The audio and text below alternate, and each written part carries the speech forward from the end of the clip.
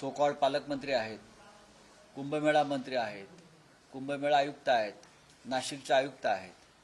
म्हणजे एवढा निर्ढावलेपणा यांच्यामध्ये येतो कुठून? 10 लोक मरण पावले. तुम्ही सांगताय 7, 8, 6 नाही, आकडा जास्त आहे. माझ्याकडे जी नाव आहे ती 10 लोकांची आहेत. रस्त्यावर 10 लोक खड्ड्यात पडून मरतात तुमच्या हलगर्जीपणामुळं. आणि महापालिकेच्या आयुक्त असतील, मला शेखर सिंग नावाचे जे आयुक्त आहेत त्यांनी माफी मागितली. बरं, काही संवेद नाही की त्यांनी माफी मागितल्या खड्ड्यांमुळे वगैरे, पण आयुक्तांनी मागितली का महानगरपालिकेच्या? हा निर्ढावलेपणा येतो कुठून? महापौरांनी मागितली का? मग लोकांनी सत्तेवर बसवलाय. पण इतर जे प्रमुख पदाधिकारी आहेत, गिरीश महाजन आहेत, ज्यांना आम्ही चंपतराय म्हणतो इकडले, त्यांनी मागितली का माफी? 10 लोकांचा मृत्यू ही साधी गोष्ट आहे का? ऑपरेशन सिंदूर जेव्हा झालं त्याच्यामध्ये आपले 6 सैनिक शहीद झाले. किती? 6. हे नंतर त्याने सांगितलं की 6. आणि नाशिकमध्ये 10 लोक मरण पावले. विचार करा किती मोठं युद्ध या खड्ड्यांचं इथे चालू आहे. 10 लोक नाशिकमध्ये, आणि ऑपरेशन सिंदूरमध्ये भारताचे 6 जवान शहीद झाले. काय त्यांना नुकसान भरपाई दिली? तर 5 लाख रुपये. आमच्या जीवाची किंमत ही 5 लाख रुपये आहे का? 1 कोटी रुपये दिले पाहिजे. आणि जखमींना 50 लाख. जे जखमी आहेत 100च्या वर इस्पितळात उपचार घेत आहेत त्यांचे बिलाचे आकडे काल आम्ही पाहिले. आतापर्यंत काही लोक कोमात आहेत, काही लोक कायमस्वरूपी अपंग झालेले आहेत. म्हणजे आतापर्यंत त्यांची बिलं प्रत्येकी 10 लाखाच्या 15 लाखाच्या वर आहेत. गरीब लोक आहेत, कुठून आणणार पैसे? महापालिकेला नको करायला याची व्यवस्था? आता महापालिका असं म्हणताय की आम्हाला ती मर्यादा आहे, त्याच्या पलीकडे आम्ही देऊ शकत नाही. ठेकेदारांच्या घरी जा, त्यांच्या कपाटात जे पैसे तुमच्या कमिशनचे पडलेले आहेत ते घ्या आणि द्या. मुळात इकडले ठेकेदार कोण आहेत? संपूर्ण या महापालिकेवर सदोष मनुष्यवधाचा गुन्हा दाखल केला पाहिजे. आयुक्तांवर कोणाला काही अडचण असेल तर प्रायव्हेट गुन्हे दाखल केले पाहिजे कोर्टात जाऊन. आम्ही ते करणार आहोत. प्रायव्हेट गुन्हे दाखल केले पाहिजेत. ह्याच्यावरती मर्डरचे गुन्हे दाखल केले पाहिजेत. 10 खून केले या लोकांनी. ह्याच्यावरती आम्ही काय करावं? गप्प बसावं विरोधी पक्ष म्हणून? लोकांनी ज्यांना मतदान दिलं असं म्हणतात, आम्हाला वाटत नाही की त्यांना मतदान झालं आहे. हे चोरलेलं मतदान आहे. आम्ही विरोधी पक्षामध्ये आहोत. आमचे 15 नगरसेवक सातत्यानं त्याच्यावरती महापालिकेत आवाज उठवत आहेत. रस्त्यावरती आंदोलनं चालू आहेत. आम्ही बघतोय, फिरतोय. आम्ही रस्त्यावर काम करणारे कार्यकर्ते आहोत. आणि आम्ही आता काल आदित्यजी चाकणला गेले, पुण्यात गेले. आम्ही फिरतो आहोत, बघतो आहोत. लोकांसमोर मांडणं हे आमचं काम आहे. आजचा मोर्चा हा त्या दृष्टीनं नाशिककरांच्या सुरक्षेसाठी. काल 1-2 मुली भेटल्या. आम्हाला मुलांना शाळेत पाठवायला भीती वाटते साहेब. काय होईल, बस कुठल्या खड्ड्यात जाईल आणि मुलांना अपघात होईल सांगता येत नाही. ही परिस्थिती आहे नाशिकची. याच्यावरती कोणी संवेदनशील मनानं बोलले का? हे जे नाशिकचे आयुक्त आहेत ना, त्यांची ताबडतोब इथून बदली केली पाहिजे. कुणी आणलं तर नाही ते काय? त्यांच्या चेहऱ्यावर तुम्हाला थोडी तरी संवेदना दिसते का? इतके खून होऊन जबाबदारी त्यांची आहे ना. कधी फिरल्या रस्त्यावर? त्या सगळ्यांना घ्या आणि नाशिकच्या रस्त्यावर फिरवा. मग त्यांना बाहेर काय परिस्थिती आहे, लोक कसे जगतायत तुमच्या शहरातले, हे त्यांना कळेल. आजचा मोर्चा अभूतपूर्व आहे. नाशिककरांना आम्ही आवाहन केलेलं आहे. सगळे रिक्षावाले, वाहतूकवाले हे त्या मोर्चात सहभागी होतील. हे आंदोलन थांबणार नाही.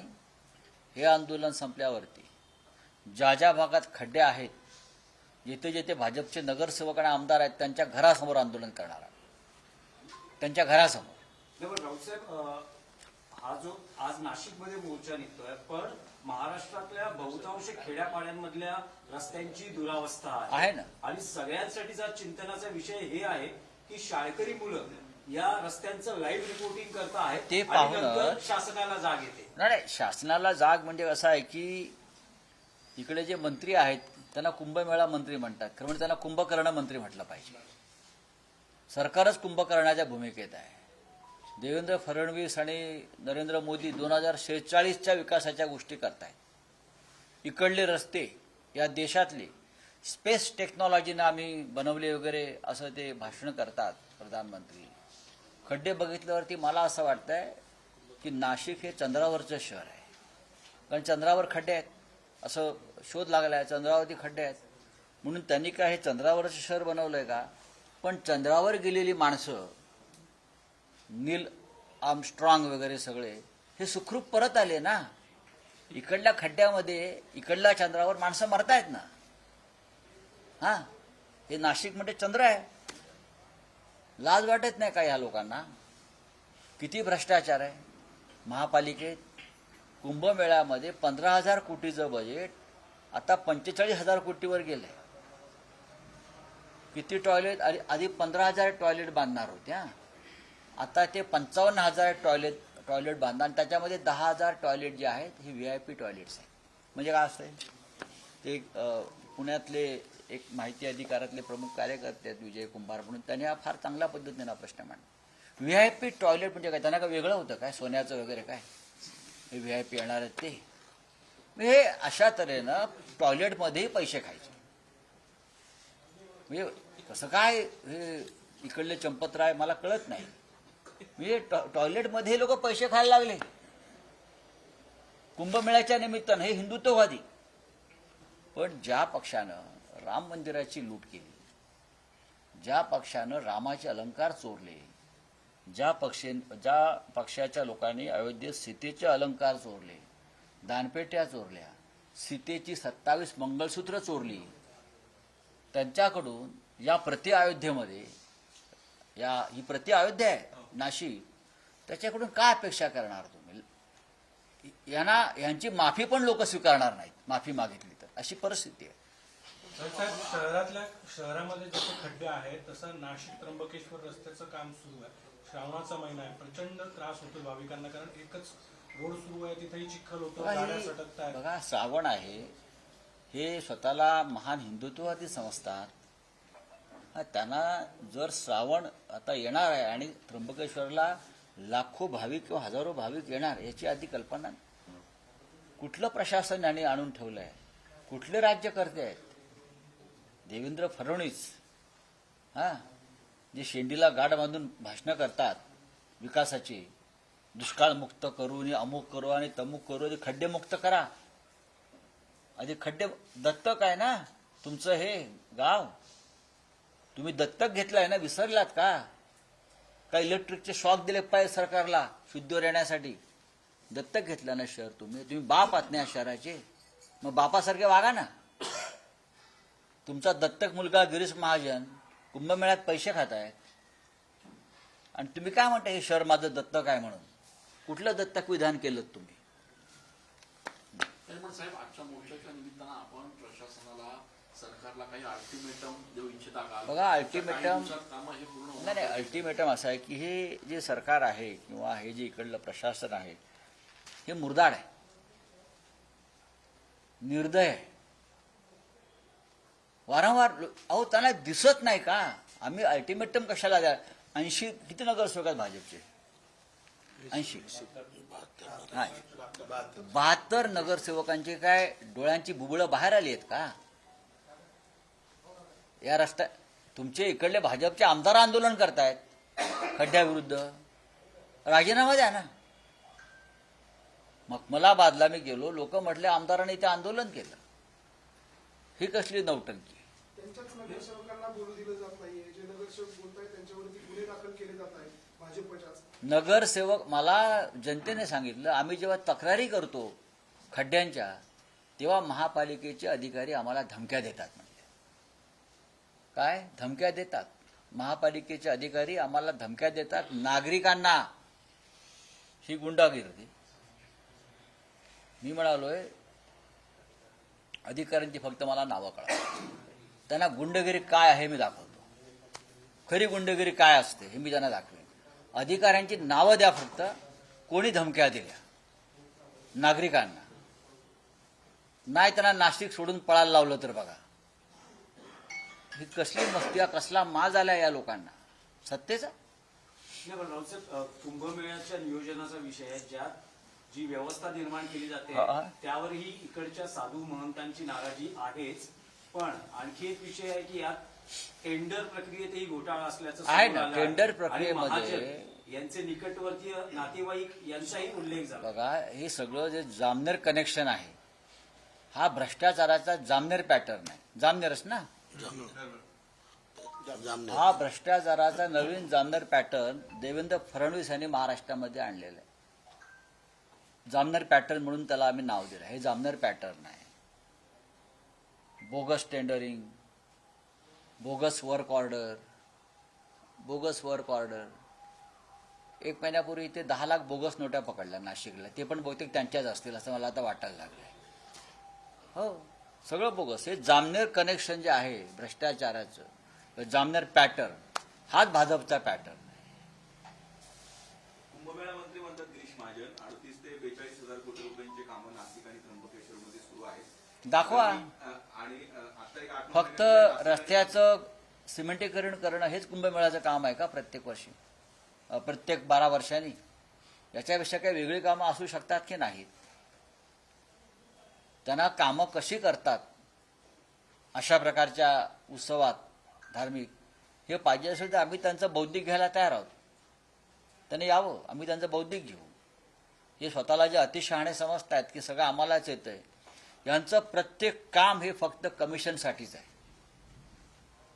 प्रत्येक काम त्यांनी काढलेलं कुंभमेळ्यातलं असेल, महापालिकेतलं असेल, कोणत्याही, हे फक्त कमिशनसाठीच आहे. कमिशन आधी घ्यायचं आणि ठेकेदारांना मोकळं रान द्यायचं. साहेब, आपण आरोप करत आहात, पण आपण आज नाशिकमध्ये मोर्चा करतायत. महापालिका आयुक्तांशी आज आपण भेटणार का? आणि एवढे आपल्याकडे समजा काही पुरावे असेल किंवा आपण आरोप करत आहात तर मुख्यमंत्र्यांशी किंवा इतर कोणाशी संबंधित व्यक्तीशी बरं, मुख्यमंत्र्यांकडे भ्रष्टाचाराचे पुरावे देऊन मुख्यमंत्री काय करतील असं आपल्याला वाटत असेल तर मला सांगा, मी त्यांना भेटेन. हे सगळे भ्रष्ट मंत्र्यांनी मुख्यमंत्र्यांना खिशात ठेवले आपल्या. का कळत नाही मला. देवेंद्र फडणवीस यांचा असा सुकलेला पापड का झालाय मला कळत नाही. हा, सगळे असे ते एकेकाळी काय त्यांच्या गरजा ना देवेंद्र फडणवीस यांच्या, आता काय झालंय त्यांच्या? हे सगळे भ्रष्टाचार करणारे लोक त्यांच्या अवतीभोवती कोंडाळा करून बसलेले आहेत. मग मिंदे गटाचे असतील, त्यांच्या पक्षाचे असतील, थातूरमातूर कारवाया करायच्या. आदिवासींची जी काय अवस्था या महाराष्ट्रामध्ये आपण पाहिला असेल, आदिवासींच्या जमिनी लुटल्या जात आहेत, आदिवासींच्या पोरी सर्पदोषाने आश्रमशाळेत मारल्या जात आहेत, आणि फक्त थातूरमातूर काहीतरी बोलतात, हा हा हा हू करतात आणि निघून जातात. याला माज म्हणतात, याला निर्ढवलेपणा म्हणतात, जो केंद्रातून झिरपत महाराष्ट्रामध्ये आलेला आहे. राऊतसाहेब, महाराष्ट्राच्या राजकारणातले आणखी काही विषय आहेत, त्यात शरद पवार यांचं काल बैठकीतलं एक विधान नाशिकचा काय संबंध आहे यात? महाराष्ट्राच्या राजकारणासंदर्भातले काही नाशिकला आज फक्त मोर्चा चालेल. हो, ते तर आहे. आपण हा. नाशिकचे विषय ज्या साधू महंतांसाठी हा कुंभमेळा होते, भाविकांसाठी होते, नाशिक मधल्या काही आखाड्यांच्या साधू महंतांनी गेल्या आठवड्यात पत्रकार परिषद घेतली आणि त्यांनी नाराजी व्यक्त केली. त्यांनी असं सांगितलेलं आहे, मंत्री महोदय असं म्हणताय की तुम्ही फक्त कुंभमेळा बघा, नियोजनाची जबाबदारी आमची आहे, अशा पद्धतीची उत्तरं साधू नाही बघा, त्यातले अनेक साधूंनी आमच्याशी संपर्क साधला. आखाड्याचे जे प्रमुख लोक आहेत त्यांनी माझ्याशीही दूरध्वनीवर चर्चा केलेली आहे. आणि कुंभमेळ्याची जी कामं काढलेली आहेत ही फक्त पैसे खाण्यासाठीच काढलेली आहेत असं त्यांचं म्हणणं आहे. याच्यामध्ये साधू संत आणि इतर ज्या काही सुविधा किती निर्माण होतील याच्याविषयी सगळ्यांच्या मनात शंका आहे. बहुतेक साधू संतांना खड्ड्यात टाकायचं काम कुंभमेळा मंत्री करतायत. आप क्या बोल रहे हैं? आज मोर्चा निकाल रहे हैं, उसको लेकर क्या कह रहे हैं? देखिए, नासिक एक ऐतिहासिक नगर है, ऐतिहासिक शहर है. अयोध्या के बाद प्रभु श्री राम का अगर वास्तव्य कहाँ रहा है सबसे ज्यादा, वो नासिक नगरी में रहा है, जिसे हम पंचवटी कहते हैं. आज उस शहर की हालत देखिए, रास्ते नहीं है, कोई नियोजन नहीं है. यहाँ अब कुंभ होने वाला है. हजारों गड्ढे में 10 लोग अब तक मारे गए हैं. 10 लोग अब तक गड्ढे में मारे गए एक्सीडेंट में. 500 से ज्यादा लोग एक्सीडेंट में अस्पताल में भर्ती है. ऑपरेशन सिंदूर जो हुआ भारत की तरफ से, उसमें भारत के 6 जवान शहीद हो, 6 जवान मारे गए। लेकिन यहाँ इस प्रति अयोध्या नगरी में, नासिक में अब तक गड्ढे में 10 लोगों ने जान गंवाई है। क्या यहाँ का जो प्रशासन है, यहाँ की जो महानगर पालिका है, उसके मेयर है, उनको शर्म नहीं आती है देखते हुए? या दिल में उनकी चोट नहीं लगती? 10 लोग आपके शहर के मारे गए, आपकी संवेदना मर गई, आपको मन नहीं है, हृदय नहीं है। तो आज मोर्चा निकालेंगे हम, कुंभ होने वाला है, साधु संत आएंगे पूरे देश से। आप उसमें भी पैसे का गैर व्यवहार कर रहे हो। 15,000 करोड़ का बजट था, अब लगभग 50,000 करोड़ के ऊपर चला गया। हर टेंडर में कमीशनबाजी है यहाँ के मंत्री की, जिसे हम यहाँ के चंपत राय बोलते हैं। वहाँ के चंपत राय ने दुर्योधन का साम्राज्य वहाँ निर्माण किया है, यहाँ के चंपत राय ने अपना दुर्योधन का साम्राज्य निर्माण किया है। तो आज जो मोर्चा निकलेगा, ये इशारा है, चेतावनी है। उसके बाद यहाँ के जो कॉरपोरेटर्स हैं, उनके घर के बाहर हम आंदोलन करेंगे, जनता को लेकर बताएंगे जनता की आवाज क्या होती है। मुंबईमध्ये सुद्धा करवाढीचा प्रस्ताव ठेवण्यात आलेला आहे। मुंबईकरांच्या खिशाला पुन्हा एकदा अधिक खर्च बसणार आहे। जिथे जिथे भारतीय जनता पक्षाचं राज्य आहे, त्यांनी प्रस्थापित केलं आहे, मग दिल्लीमध्ये असेल, राज्यांमध्ये असेल, महापालिकांमध्ये असेल, तिथे त्यांनी जनतेची लूट, जनतेच्या खिशात हात घालण्याचा कार्यक्रम चालू केलेला आहे। आम्ही होतो मुंबईमध्ये महानगरपालिकेमध्ये 25 वर्षापेक्षा जास्त काळ। मग हिंदू हृदय सम्राट बाळासाहेब ठाकरे असतील किंवा शिवसेना पक्षप्रमुख उद्धव ठाकरे असतील, 90,000 कोटीच्या ठेवी आम्ही बाजूला ठेवल्या जनतेसाठी, त्या यांनी मोडून खाल्ल्या। म्हणजे आम्ही बचत केली, तर ह्यांचं म्हणणं बचत कशाला करायची, हे लुटून खाल्लं पाहिजे, ते लुटून खाल्लं आणि आता जनतेला करवाढीच्या ओझ्याखाली मारतात। नाशिकलाही तेच आहे, पुण्यातही तेच आहे, पिंपरी चिंचवडला तेच आहे, जळगावला तेच आहे, नागपूरलाही तेच आहे। राज्य कशा करता जनतेला लुटण्यासाठी, जनतेला दिलासा द्यायला पाहिजे। साहेब वंदे मातरमच्या वादावरून अमित शहानी टीका केली, वंदे मातरमच्या वादावरून अमित शहानी काँग्रेसवर टीका केली आहे की थोडी जरी लाच शिल्लक असेल तर माफी मागा, असं त्यांनी म्हटलं आहे। हा शब्द जो आहे ना, थोडी जरी लाच शिल्लक असेल, तो अमित शहासाठी आहे। ते स्वतःविषयी बोलतायत, माझ्यात थोडी जरी लाज असेल तर मी माफी मागायला पाहिजे, आम्ही त्याची माफी मागतोय। ज्या पक्षानं स्वातंत्र्य चळवळीमध्ये कधी सहभाग घेतला नाही, ज्या पक्षानं कधी आपल्या कार्यालयावर 50 वर्ष संघानं तिरंगा लावला नाही, वंदे मातरमचं कधी गान केलं नाही, ते आता माफी मागा सांगतायत। जंतर मंतरवर पोरांवरती गोळ्या चालवल्या, त्याच्याबद्दल अमित शहाची आम्ही माफी मागतो आहोत। वंदे मातरमची 6 कडवी म्हणून दाखवा, अमित शहाला म्हणतोय मी, समोर या आणि 6 कडवी म्हणून दाखवा, 6 काय 2 म्हणून दाखवा आणि मग वंदे मातरमवर बोला। यांचे बापजादे जे होते, हे स्वातंत्र्य चळवळीला विरोध करणारे होते। श्यामाप्रसाद मुखर्जी यांनी ब्रिटिशांच्या विरुद्ध जेव्हा चले जावचा घोषणा केली गांधींनी, तेव्हा हे श्यामाप्रसाद मुखर्जी त्याने ब्रिटिशांना सांगितलं ही चले जावची चळवळ मोडून काढा। हे ह्यांचे वंशज आहेत अमित शहा वगैरे, हे सगळे लोक जे म्हणताय ना तुम्ही, ज्याने या महाराष्ट्रामध्ये शनिवार वाड्यावर सगळ्यात आधी तिरंगा उतरवून, जरीपटका उतरवून युनियन जॅक फडकवला, हे त्यांचे सगळे वंशज आहेत। हे काय सांगतात, अमित शहाला माफी मागावी लागेल, कळलं? इकडे तिकडे विषय भरकडवू नका। शरद पवारांचं विधान होतं की आपण विरोधी पक्षात आहोत, म्हणजे विरोधात आहोत आणि यापुढे सुद्धा विरोधातच असू, जोमाने कामाला लागा, कोणीही संभ्रमात राहू नका, मग हे असं त्यांनी म्हटलंय। कारण अनेकदा चर्चा असते। हो, पण हा की प्रश्न शरद जेव्हा पवार- जेव्हा तुम्ही मला विचारला, तेव्हा तर मी एकट्याने सांगितलं शरद पवार साहेब कुठेच जाणार नाही, कळलं? आठवत आहे का तुम्हाला? माननीय शरद पवार साहेब हे सदैव आमच्याबरोबर राहतील। इंडिया ब्लॉकचे नेते आहेत, ते महाराष्ट्र विकास आघाडीचे नेते आहेत, ते कुठे जाणार नाहीत। त्यांच्याविषयी संभ्रम निर्माण करण्याचं काम भारतीय जनता पक्षाचे लोक करतायत। आम्ही लढू आणि सत्तेवर येऊ। सर एक सवाल ये है। हो गया विचार। आणखी अमित शाह ने कहा है, सारे देश ने देखा है कि वंदे मातरम को लेकर सोनिया गांधी ने किस तरह से उसे रोका गया और उनके भाजपा के सभी नेता कह रहे हैं कि उनके ऊपर कार्रवाई होगी। ये भारतीय जनता पार्टी की नैरेटिव है। ऐसा नहीं हुआ है।